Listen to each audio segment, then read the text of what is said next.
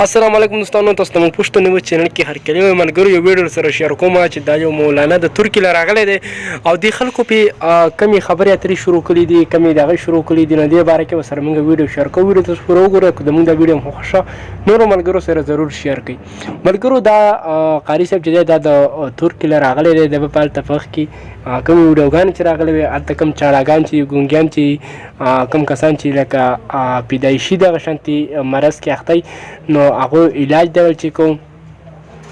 خو ملګرو تاسو ته معلومه ده کو تاسو وګورئ چې زیات کم پیدایشي مرضونه نو د هغې علاج چې هغه نه او هغه علاج نه کیږي.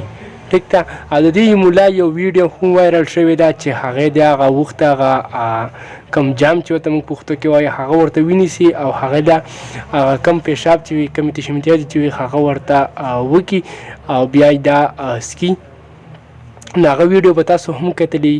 نو ملګرو د دې وضعیت کسان دا په انتظار دي چې دا به حیات آباد ته کله راځي، پېښور ته به کله راځي. دا ځکه چې اسلام آباد پورې رارسېدلی دی، هلته کومو کسانو سره چې میلاو شوی دی او اوس چې وایي چې حیات آباد ته به دا کله راځي. نو ملګرو دا ځان نه هسې تکلیف کاړاو مه ورکوئ، ځان نه په خپل ځان ته مه وایي دیو چې کومه طریقه کار کوي او کوم هر څه چې کوي نو هغه خو تاسو هم کولی شئ، هغه طریقه کار تاسو هم شئ کولی. خو دیو لکه شفا خبره ده نو تاسو بالکل ځان نه داسې کوئ چې کم نیک عمل چې وایي کوي نو ځان بالکل پاک کړئ. ټیک شو. نو بیا به ستا خیریم قبلیږي، ستا دواګانې به قبلیږي، ستا هر څه به قبلیږي.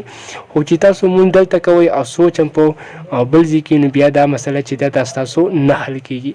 نو ملګرو په دې پسې هسې ځان مه کړوئ، دا پېښور ته نه راځي. دغه پیغام مې ورسره شیر کوو. که زموږ دا ویډیو هم خوښ شوي زموږ چینل ضرور سبسکرایب کړئ. پښتو نیوز موږ نه راکړئ. دا د بلې نوې ویډیو پورې د الله په امان.